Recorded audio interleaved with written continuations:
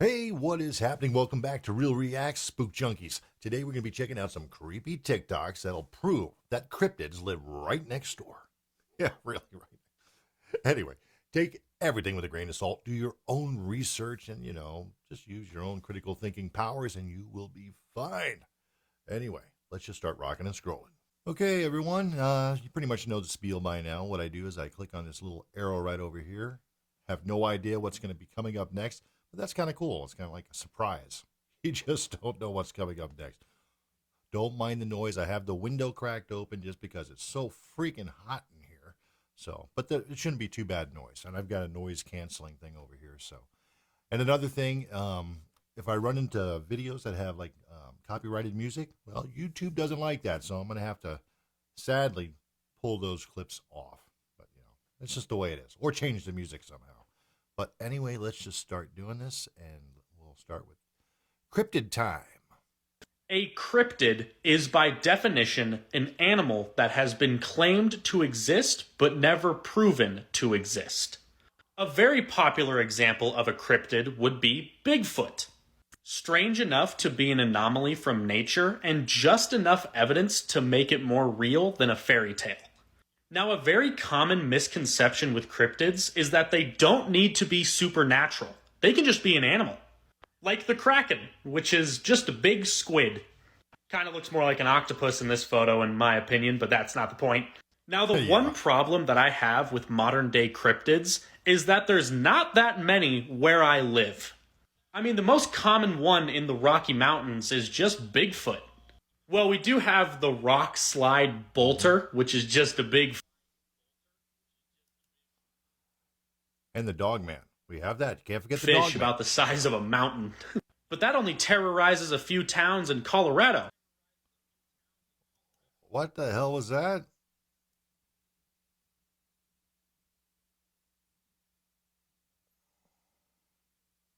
Just Bigfoot. Well, we do have the rock slide bolter, which is just a big fish about the size of a mountain. But that only terrorizes a few towns in Colorado. And that's not where I live. I live in Montana. And we only got 3 registered ones up here. So here's the rundown of our 3. The orange markings that are all around the state are Bigfoot, of course. Up here in the blue, we have the Flathead Lake Monster, which has been spotted in Flathead County and Lake County, both on the Flathead Lake, very redundant, and in Garfield, Macomb, Dawson, and Madison County, here in the yellow, we have the Shunka Warakan. Warakan? Doesn't matter. The point is, we have our 3 cryptids. That's a mouthful. And they're all pretty tame, in my opinion. I mean, I think I met this Shunka fella once, and all that is just a dog that invokes a large feeling of fear throughout your body. But I can't really confirm that because what I saw in the Gallatin County doesn't really match up with a lot of the physical descriptions that have been found in the other 4. Whatever. The point is, in my opinion, I believe that the Montana cryptids are both minimal and timid. And I'm here to fix that. You see, I personally love cryptids, supernatural anomalies, and etc. So I'm going to be doing something a little special.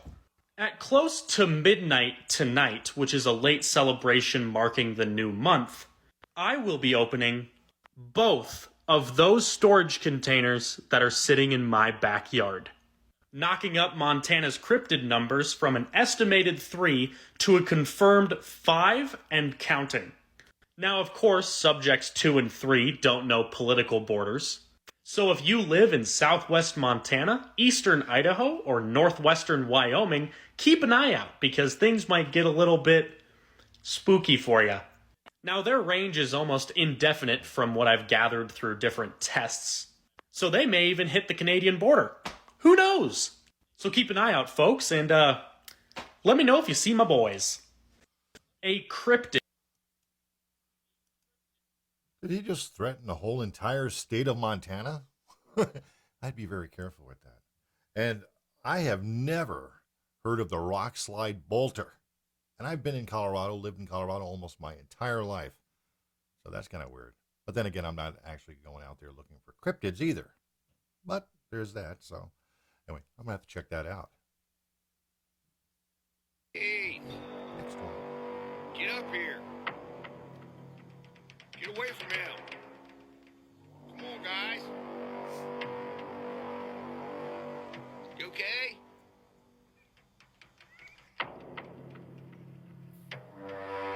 Kids, you get up here now, and you get away from that floating demon in the woods now.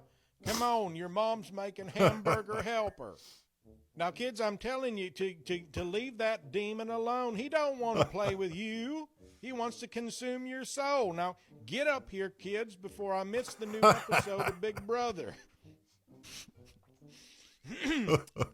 This is That's good. by far one of the most convincing paranormal videos I have ever seen by a very clearly concerned father.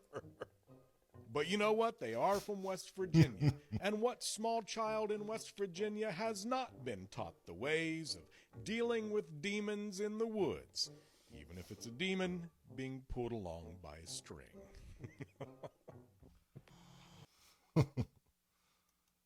Now, personally, I think it's a balloon with a cape.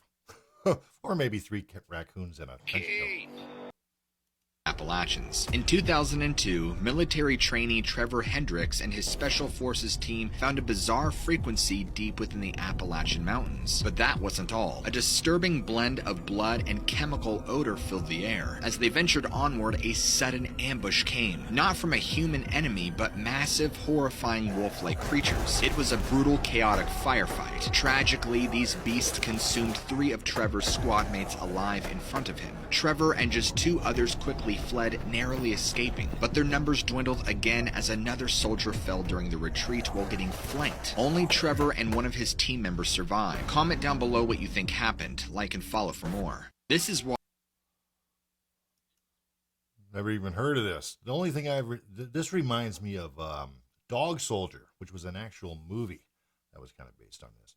So I think that's probably what it is. You think the people in Appalachian would know this, and I've got a friend who lives in the Appalachian Mountains, online friend, and he has never mentioned. We're always talking about ghosts, paranormal stuff, and he's never mentioned this, not once. So I don't know. What do you think? Real? Fake?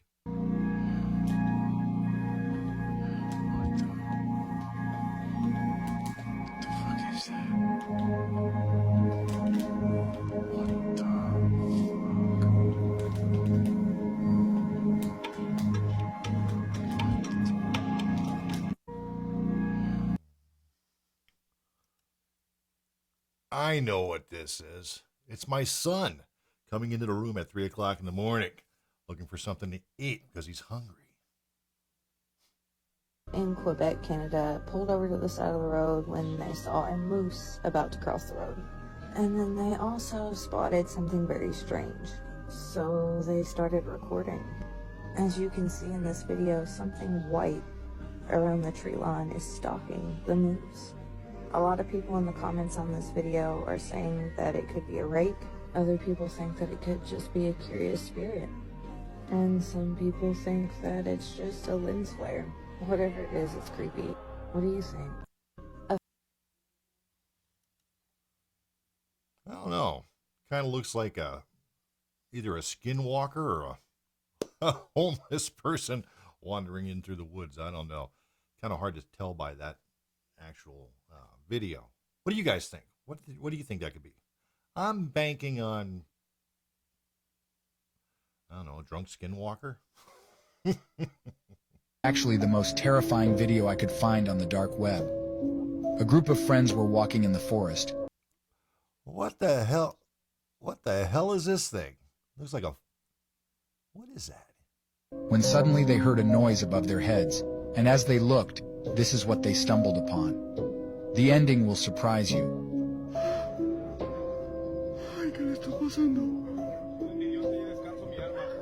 Beginning is surprising. Lo está manejando, lo está manejando.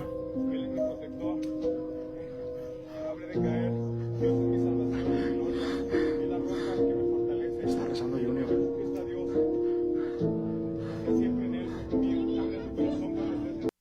Oh, wait a minute. I thought this was like a floating wig. It's like there's actually somebody on that branch there with long, luxurious blonde hair. What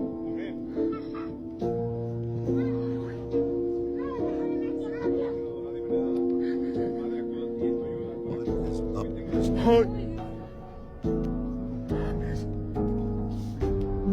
Este no es Munra.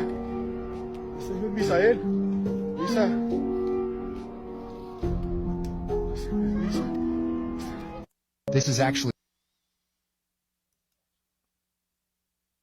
guy is either possessed. I don't know what's going on with that guy.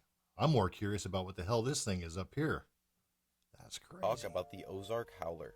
Welcome back to Cryptids from every state. This is part 3, and today we're doing Missouri. Don't forget to comment what state you want to see in part 4. The Ozark Howler is usually described as looking similar to a bear or a big cat, with a thick coat of fur, large horns, and glowing red eyes. Many locals actually believe the Ozark Howler to be a subspecies of mountain lion or bear, or some sort of genetic mutation of one of the two species. And if the howler is real, then that's most likely the case, because howler sightings are nothing new. The earliest reported sightings actually date back all the way to the 1800s, and the sightings haven't been exclusive to Missouri. They've also been spotted in Alabama, Oklahoma, and Texas, but the first sighting of a howler was in Ozark, Missouri, and that's where they get their name from. Interestingly enough, one of the first reported sightings of the howler came from former Virginia Congressman Daniel Boone.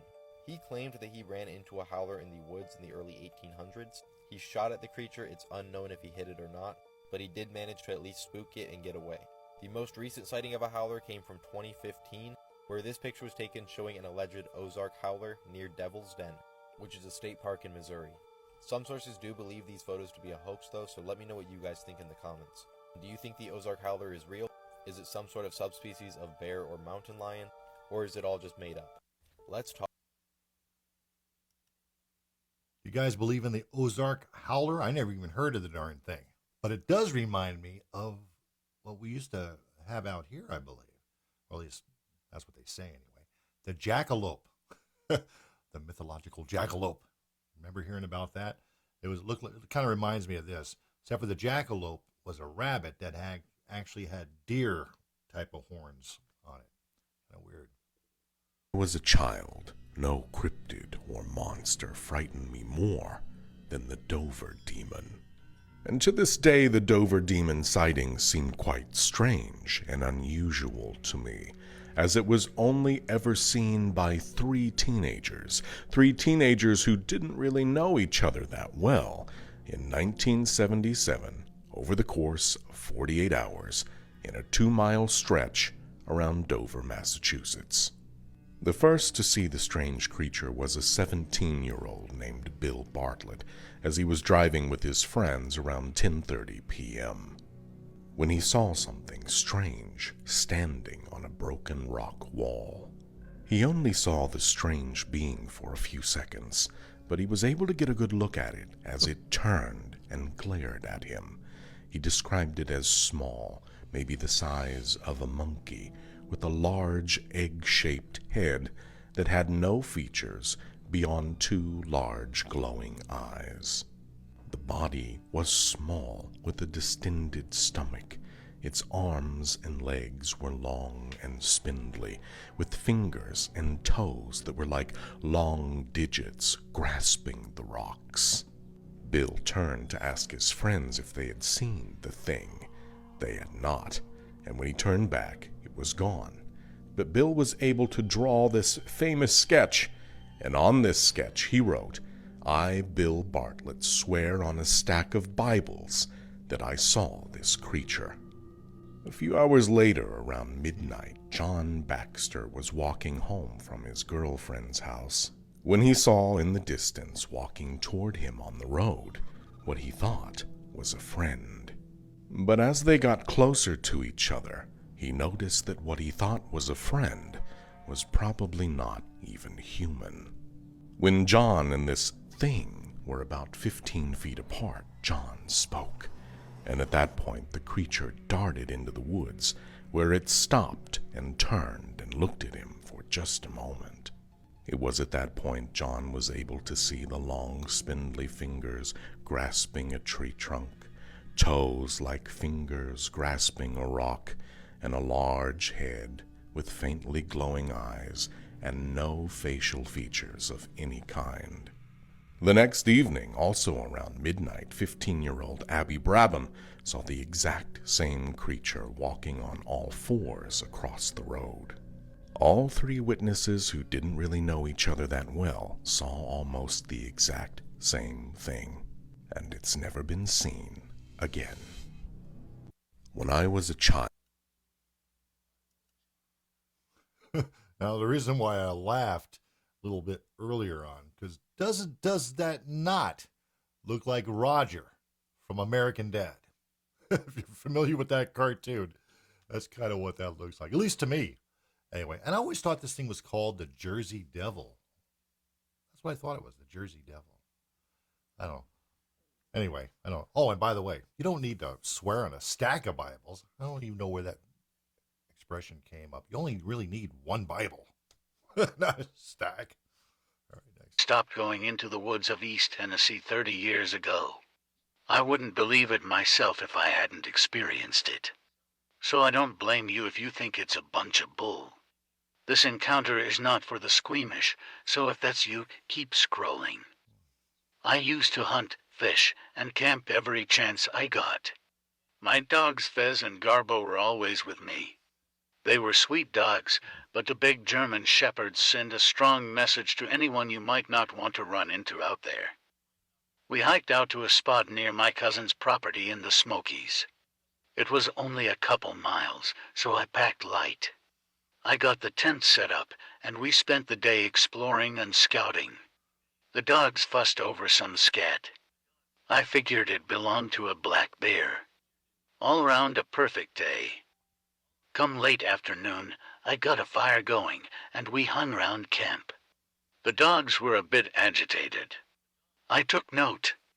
Maybe it was the bear they smelt earlier. We've encountered bears before.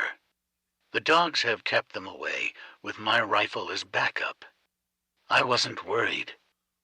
Nightfall came. The dogs and I retired to the tent. It was a hot night, so I left the door open. I woke up to bright moonlight falling in the camp. As I found my senses, I heard a low growl coming from both Fez and Garbo. They stood at the door with hackles up. There was another sound, a deep, thrumming groan. The sound came from across the cold fire circle. Shadows from the surrounding trees crisscrossed the duff between and behind a black shape, some dozen yards from my tent. It had the size and rough form of a bear. "Hey, bear," I called out. At that, the groaning stopped. The shape grew in height and rose above my view through the door and entered view through the screen in the roof. I'd never seen a creature so large outside of a zoo. I fumbled for my rifle while Fez and Garbo continued to growl menacingly. The thing creature inhaled long and slow, then let out a trumpeting call. It was a lion's roar mixed with a shout. This quieted the dogs. Then the creature bolted away. My heart raced because I knew what came next. Fez and Garbo both lunged into the darkness, barking with excitement. I called out to them. They always obeyed my commands before, but not this time. They wanted that thing bad.